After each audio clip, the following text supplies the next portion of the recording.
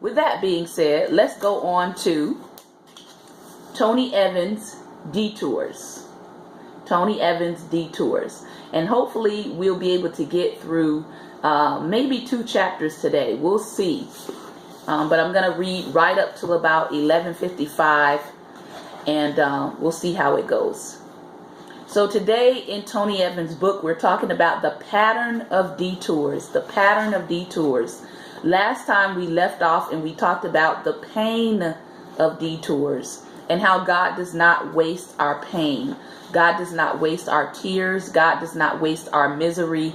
But He is right there in the midst of whatever it is that we're going through.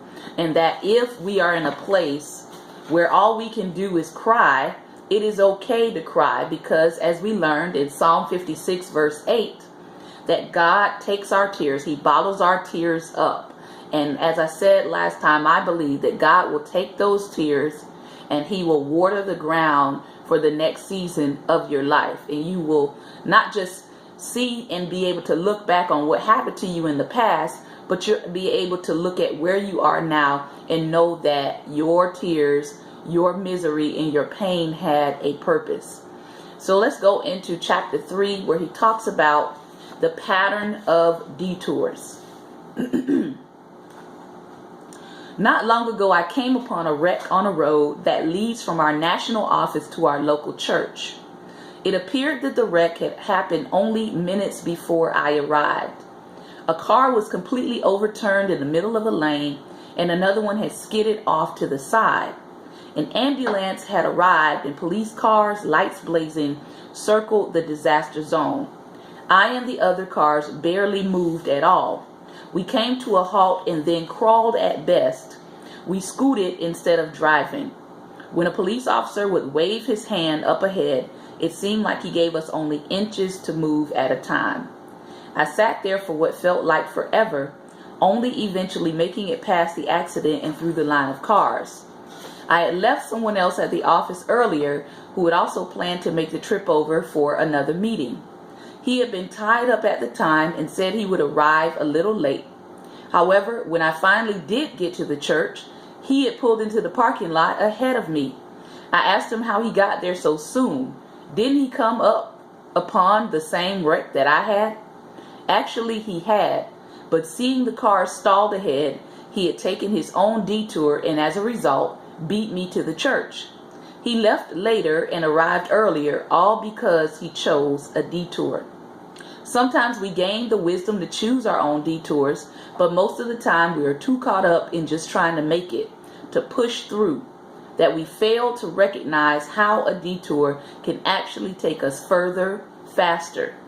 God knows the wisdom of detours, and so He uses them frequently on our behalf, forcing us down a path that is ultimately wiser, although at the time it may not appear that way. God rarely takes us directly from where we are to where He wants us to go. More often than not, He disrupts the normal flow and directs us down a beaten path made up of unexpected curves, clefts, and challenges. And He most often does this without our consent. And one of the questions as I was reading this, one of the questions that came to me last night as I was reading this was, would God have your consent if you knew that He would call you to be a disruptor? See, Tony Evans said he disrupts the normal flow and directs us down a beaten path. But what if God causes you to be the disruptor? What if God causes your life to be what disrupts the normal flow for everybody else? What if God causes your life to be the unexpected curveball to someone else? What if God causes your life to be the unexpected challenge to someone else? And so that question just kind of stuck with me like, would I really sign on of my own accord to be a disruptor in someone else's life? Would I really sign on and say, hey, God, pick me, use me. I want to be a disruptor. I want to make everybody upset by showing up in the picture. I don't think most of us would sign up for that. And as Tony Evans said, he most often does this without our consent. Because the truth of the matter is, most of us would not consent to having our lives interrupted, and most of us would not consent to being the disruption.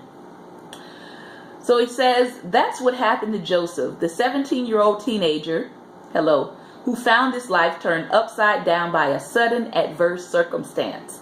We left him in the last chapter in a pit, and he's in a hole that he can't get out of, a situation he can't resolve while facing a problem he cannot fix. In fact, this pit doesn't even have any water. Not only can he not get out, but he doesn't have the nourishment to keep him going while in it.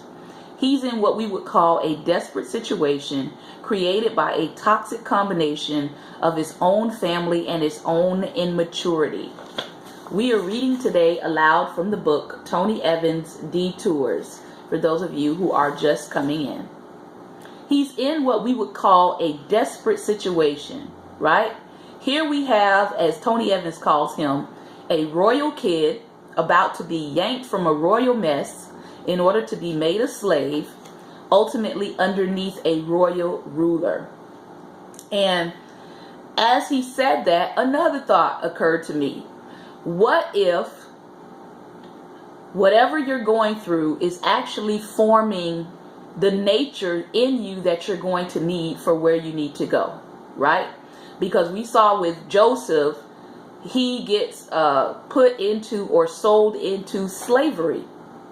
What if that slavery, right, that situation helped to form the nature in Joseph? Okay? And he said, sometimes the breaking that you endure helps you to never break someone else the way you were broken. Sometimes, and I do this often, when I am in a life situation and I'm journaling, I have a couple of journals that I have titled "What Not to Do." I know people always look for what to do in a situation, but as I was journeying through my walk and as I was encountering different leaders, I knew that God was preparing me one day to be a leader. And so I would create these journals, and these journals are labeled "What Not to Do." And I would take notes on different things I saw happening in leadership. I still have the books. I may turn them into books one day, but right now they're still journals. But in other words, the things that Joseph endured later on helps him to have the kind of compassion and the kind of empathy that he's going to need as a leader. And thankfully, we see that Joseph has been processed for the place that he goes to, for the palace. He's been processed. And how do we know he's been processed? Because he doesn't do unto others what was done to him.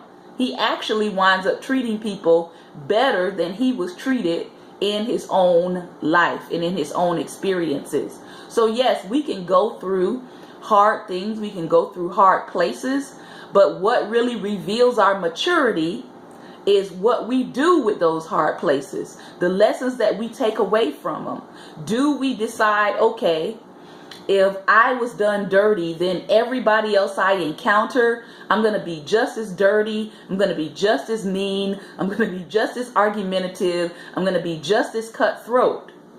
If that is what you have taken away from your experience, then that means you have not really learned, and you have not really matured, and you have not really grown. You have not, as Cornel West pointed out, you have not grown in that paideia, right? That deeper education. That's what Joseph did. There was a deeper education that Joseph got out of his experiences that helped him to be the kind of person that could lead second in command to a nation. Everybody says, I want to go to the nations. I want to go to the world. I want to be able to speak in all of these different places. But you lack the depth. You lack the compassion that you're going to need to go those different places. So sometimes God has to build our compassion threshold. Sometimes he has to build our empathy threshold. Sometimes he has to build our patience threshold, right? In America, we know that's true. We want everything now and we want everything fast. But what if you had to serve in a country where you have to walk 3 miles before you get to the place of service? I didn't say drive. I didn't say get on the back of an animal to get there. I said walk. And many of us would probably fail that test. We'd probably be arguing the whole way. We'd probably be complaining about the weather. We'd probably be talking about our shoes and how we wish we had better shoes to walk and get whatever we need. So that's just one example, right? That God can use whatever we're in to prepare us for the kind of person that we need to be in order to meet the demands of our destiny. And that's not Tony Evans' revelation, that's mine.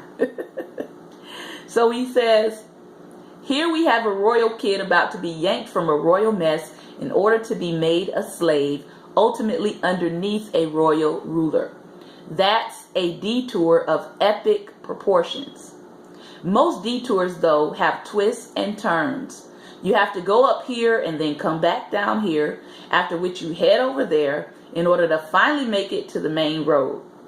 Detours take you out of the way. If they don't, they aren't a detour. I'll say that again. Detours take you out of the way. If they don't, they're not a detour.